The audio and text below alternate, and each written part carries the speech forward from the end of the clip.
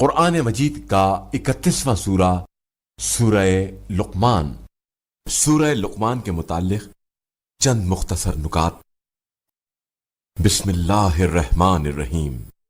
سورہ لقمان موجودہ ترتیب کے لحاظ سے قرآن مجید کا 31واں جبکہ ترتیب نزول کے اعتبار سے 57واں سورہ ہے۔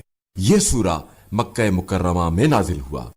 اس سورہ کی 12ویں آیت کے بعد والی آیات میں حضرت لقمان علیہ السلام کی اپنے بیٹے کو کی گئی عمدہ نصیحتوں کا تذکرہ ہے۔ اسی وجہ سے اسے سورہ لقمان کا نام دیا گیا ہے۔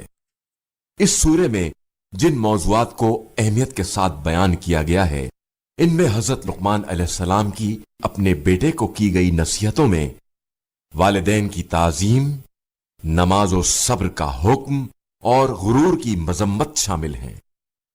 آیت نمبر 18 اور 19 میں تکبر اور غرور سے زمین پر اکڑ کر چلنے سے منع کیا ہے، کیونکہ یہ نفسیاتی بیماری کی علامت ہے۔